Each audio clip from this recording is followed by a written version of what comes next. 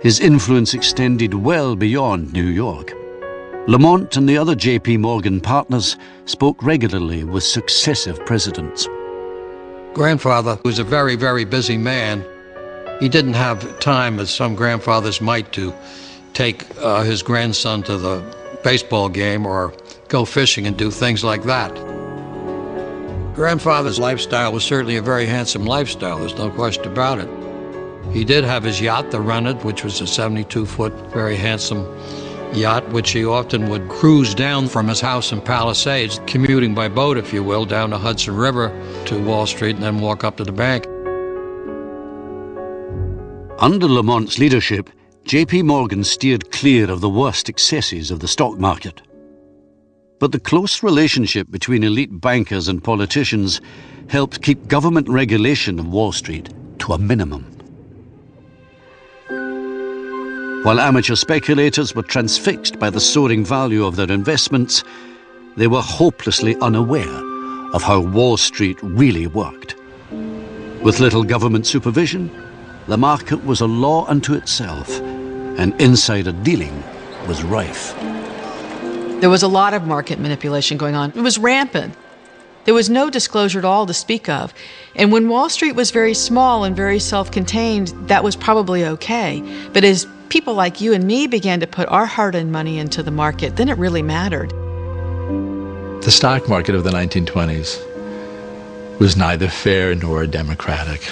It was a big gambling casino, and it was rigged by professional speculators.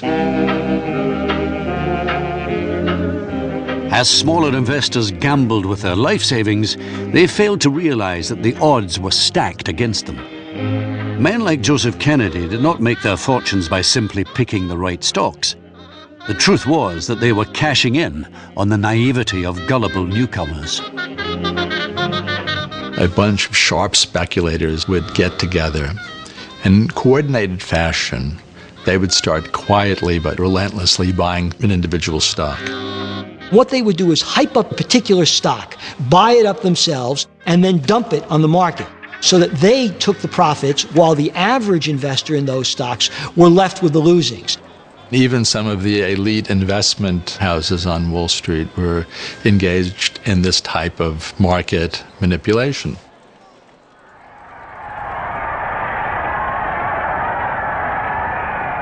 In March of 1929, a new Republican president, Herbert Hoover, was inaugurated. In his address, he reassured Americans. We have reached a higher degree of comfort and security than ever existed before in the history of the world. But behind the scenes, he was less confident. Hoover is actually skeptical about what's going on Wall Street and the economy generally. But he doesn't have the political courage of his convictions.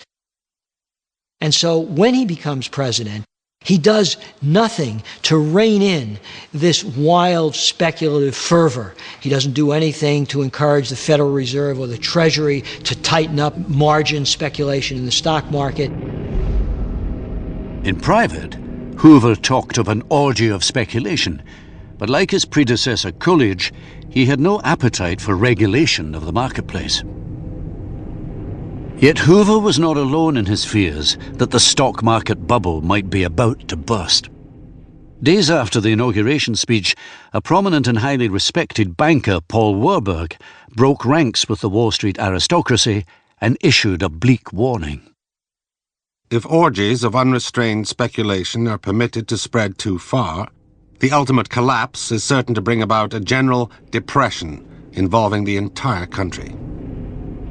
My great-grandfather issued a warning in March of 1929. He actually used the word a depression, and he was shouted down. I think he was disregarded. He was, a party pooper. I mean, no, everything's fine.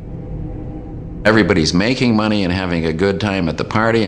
So when there's a good bull market going on, the person who says this might be getting overvalued, you better be careful, he's sort of dismissed. Blue sky, smiling at me, nothing but little blue sky.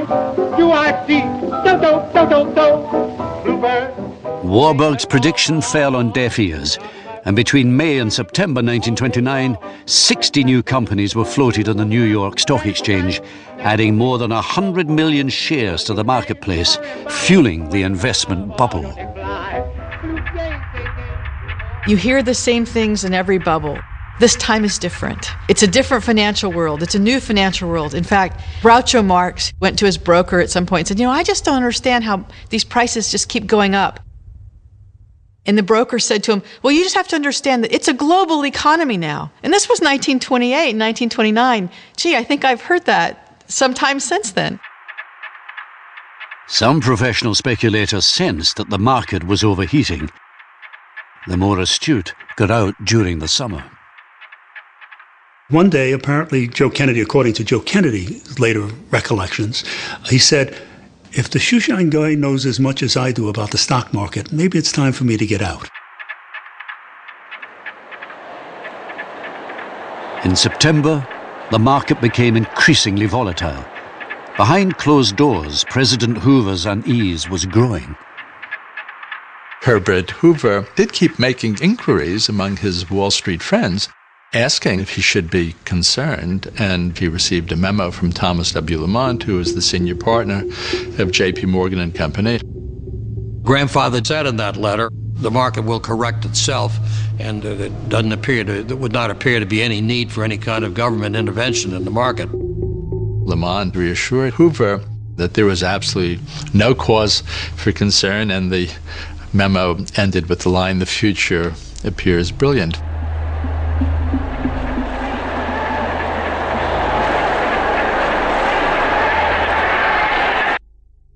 Five days later, the stock market crashed. No one knows what triggered the sudden loss of confidence that happened at the end of Wednesday, 23rd of October. But out of nowhere, a sharp fall in automobile stocks provoked a frantic last hour's trading. Millions of shares were suddenly sold. The next day, the Great Crash of 1929 began.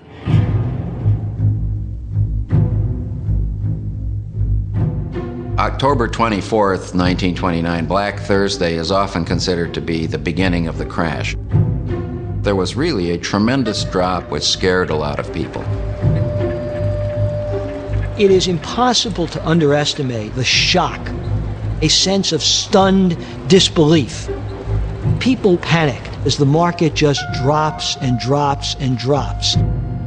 Desperate for news, thousands gathered outside the stock exchange. Tremendous crowd standing there, very grimly staring ahead, men who had just been wiped out. City officials are so alarmed by this that they send 400 mounted police, fearing that there's going to be a kind of Bastille-like invasion of the stock exchange. And it's said that there was a strange murmur in the air, that there was a very, very strange kind of haunting sound, which must have been the cumulative voices of all of these people sharing their concerns. The popular reaction is one of, this can't be happening.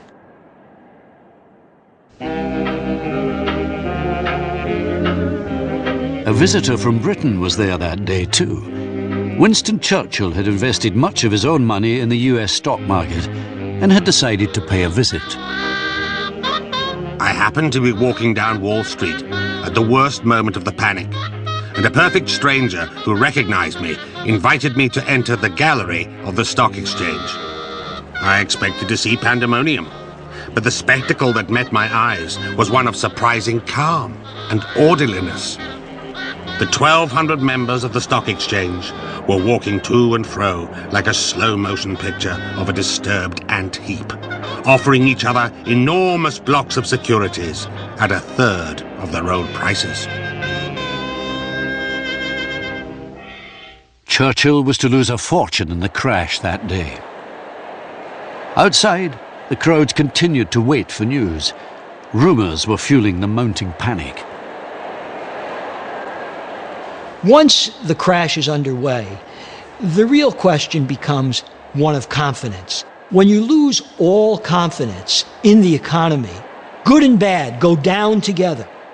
And so the chief investment elite is at great pains to try to restore that confidence, to convince people that